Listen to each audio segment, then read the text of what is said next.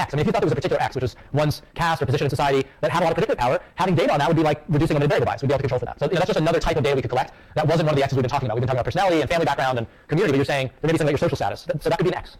And actually, people hypothesize that one's relative social status could affect health in very important ways. Higher status people tend to have less stress than lower status people in the data. There's a lot of evidence of that. So, oh, there you go.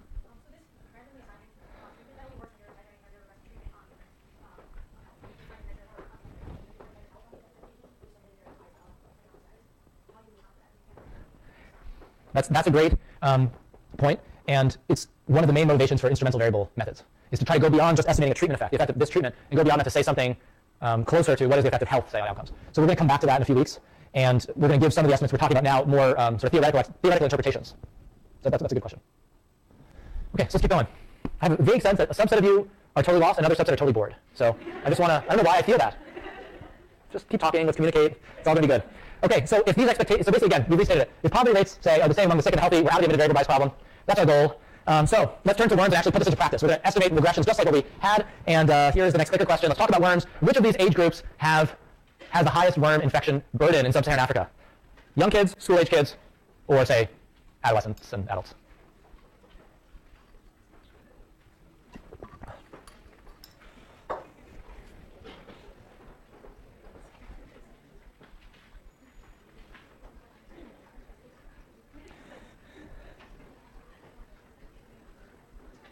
Okay, 5 more seconds. Okay, so let me show the thing. So again, most of you did the reading, school-age kids, and that's one of the motivations for this project, actually, which is a primary school deworming project in Kenya. Part of the motivation for treating primary school-age kids is they have the highest disease burden from worms. So since the vast majority of them are in school, you can reach a large share of the most high-risk population by bringing drugs directly to the schools. And that's what the WHO has advocated for a couple decades, and a lot of agencies. It's very cost-effective. All these kids are in one place. You send the drugs there. You train a couple teachers in those schools, and they distribute the drugs. And then there's the secondary benefit of treating kids in that age group. When we're talking about infectious disease, if you're treating the people that are most infected, not only are you benefiting them directly, it's going to have a maximal benefit for the rest of the community because they're the ones passing on the infections to everybody else. They're partially passing it on because they have the most infections. They're partially passing them on because kids in this age group don't have the best hygiene and sanitation practices, as has been documented. We were very lucky, actually, just before we started this project, there had been a long-term anthropological study of hygiene and sanitation behaviors with a focus on worms in this part of Kenya, documenting just how much lower, say, latrine usage was among 10-year-olds than 20-year-olds. So adults will use latrine and wash their hands regularly. 8 and 10-year-olds very often won't. And so you have this double problem. These are folks who are very infected, and they're much more likely to be sort of putting infected fecal matter out in the environment than older people. So treating them has a real benefit. The youngest kids don't have infection rates that are as high. The youngest kids are also less mobile. They're more likely just to be on the home compound near their parents. The kids that are 8, 9, 10, 12 could walk a few kilometers to their friend's house. They're walking to school, so they're actually spreading word infections much more widely. So treating kids in this age group there's a real epidemiological rationale for focusing on these kids. So we started out working in an area where worms were a major problem. 93% of kids who were surveyed at baseline had worm infections. It's basically everybody. There's also some people that may have light infections that wasn't picked up in the survey, in the stool sample. So it's at least 93%. It's probably closer to 100%. And about a third of them had at least one infection that would be considered a moderate to heavy infection by WHO standards. So that means enough to be symptomatic, enough to have nutritional health consequences. This is a high disease burden. This is an area with lots of worms, but it's not unprecedented by rural African standards. There's a lot of rural areas in sub-Saharan Africa with very high worm burdens. So this is actually the plot by age for some different worms. There's hookworm, trichuris, so that's whipworm, ascaris, which is roundworm. And you can see the peaking there for most of the infections for school-age kids. Now, for hookworm, it's flatter over time, and schistosomiasis also is a bit flatter over time. You don't see the spikes at school age. It just sort of is flat. But for several of the worms, it's very clear that school-age kids have the most infection. So that was the project design. This is a project that started in 1998. We collaborated with a non-governmental organization on it. This was an NGO that had done a previous experiment with my co-author, Michael Kramer. I was in grad school at the time, distributing textbooks to schools in Kenya.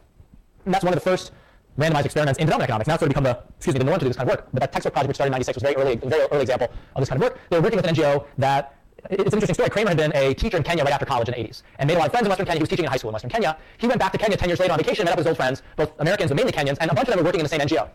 And they were chatting, and they were really unsure of what the NGO should do. That was the reality of the situation. What kinds of health programs should we do? They were very interested in education. They were working in like 7 schools at the time, but they didn't know what to do. And that's where this whole idea of doing a series of experiments was born, and saying, well, you don't know what to do. We don't really know in the academic literature whether, say, giving textbooks is going to have a bigger effect on learning than training teachers or building classrooms or improving child health. We don't know. There's not enough literature on this. There wasn't enough research that was really conclusive.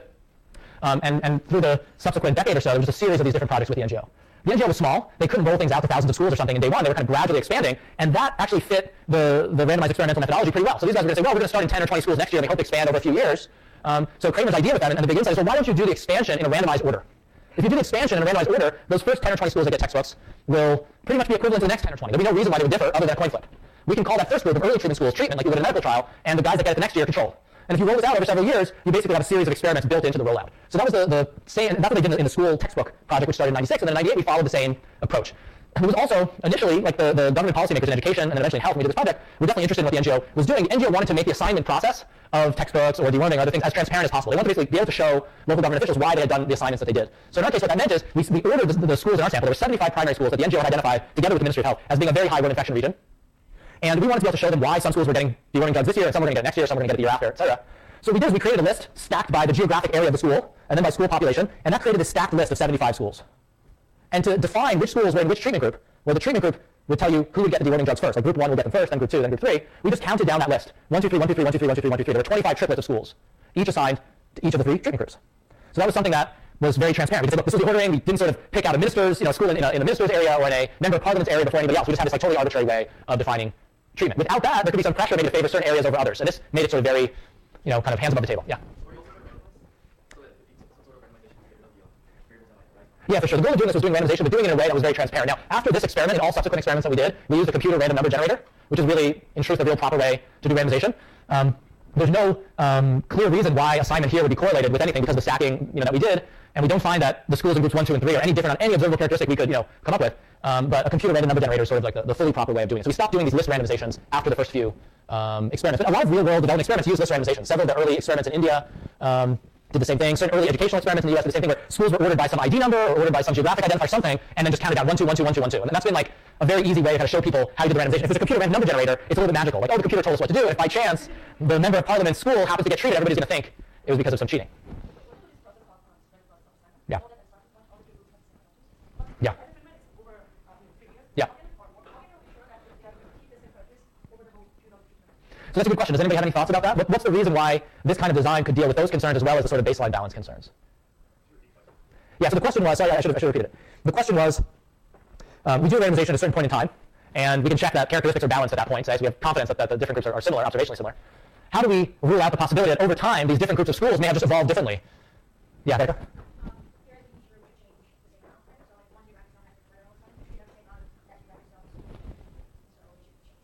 Yeah, so I guess the idea, did someone have a follow-up to that? Did you have a follow-up to that?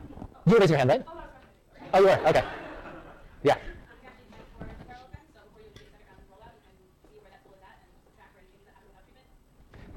What do people think of the second strategy? Yeah. Yeah, that would be a bit of a concern. I think this was the point raised. Like, now they're changing, so if some of the outcomes you're looking at are being affected by the treatments, then you can't necessarily say, you don't want balance in some sense. I mean, if the treatment's having an effect, you wouldn't expect there to be balance in year 2. Well, but if you're comparing treated versus control, then, so imagine here we have 3 groups. Let's just imagine it was treatment and control. So we know balance, we do randomization, we see they have similar characteristics. And then we look at year 2, and you're saying, let's look at the observable characteristics in year 2. The concern would be there could be differences in year 2 because the treatment had an effect on a bunch of different things. So we might not want to expect there to be balance on everything anymore because the treatment could have an effect. I think the point that was raised was comparing the treated and the control in year 2. And the concern was maybe they would have had differential trends over time. Now, they might have differential trends because the treatment is having an effect. So we wouldn't necessarily want to compare in year 2 because precisely because treatment could be having an effect. I think maybe there's a misinterpretation. Were you thinking of the different, were you answering a kind of slightly different question?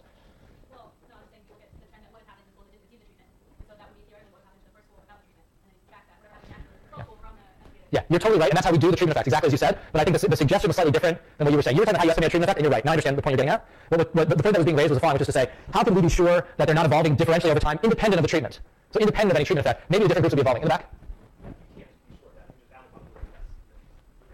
That's right. We can't know for sure, especially there's always unobservables we can't measure. But Becca's point, which is right, is to say that with random assignment, there's no systematic reason why their trends would be different. And if we have a large enough sample, then we can be more and more confident that these different groups are comparable. If we only had, imagine we had a sample of 3. Treatment group 1, treatment group 2, treatment group 3.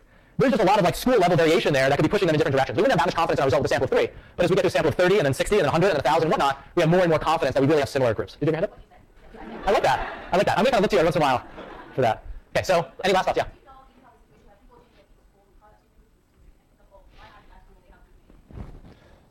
Yeah, we were very concerned about that. And that was another reason why we collected so much data on attendance. When we were collecting school attendance data, we tracked the schools kids moved to. So we knew for all the 32,000 kids in baseline, they would be visited 4 to 6 times a year. And at every visit, if they were no longer in the school, we would ask, did they drop out or did they transfer? And people would know they just transferred last week to this other school. And then we would go to that school to look for them. So we kept this constantly updated, what we call name list of attendance. And we could test, was there systematic transfers? And there wasn't. Maybe to our surprise, but there's actually quite a bit of transferring between Kenyan schools. So in each year, something like 5%, 6% of kids are transferring across schools. But that transfer rate wasn't towards the treatment schools in our data. But we checked for that. That was one of the things we were most worried about in terms of the experiment. Yeah.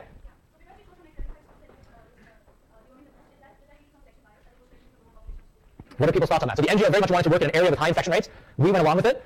Should we think of working in that area as selection bias or something else? What's the way to think about it? Yeah. It might be a problem with external validity, being able to apply this same project to other places that are similar to have similar disease burden, but it's internally valid. Okay, so we've raised this great point, which we're going to come back to again and again and again, which is very closely related to the question before, which is the issue of external validity. And external validity is only an issue if there are heterogeneous treatment effects. If there are heterogeneous treatment effects, meaning some people gain a lot from a treatment, some people gain a little from a treatment, then understanding the impact in population A may not shed much light on the impact of the treatment in population B. It kind of sounds obvious. So the most obvious sort of heterogeneity with worms is the treatment effects are going to differ in areas with lots of worm infections and areas with no worm infections. So in areas where there's no worms, if you give out the warming drugs, you really wouldn't expect much of a treatment effect. But in areas with lots of worms, you would. So it gets back a little bit to this issue. Instead of saying sanitation, no sanitation, let's say areas with lots of worms and areas with no worms, they would have different treatment effects. So our estimates are meaningful and may have some validity when we think of other areas with lots of worm infections, but not for areas without much worm infections. In fact.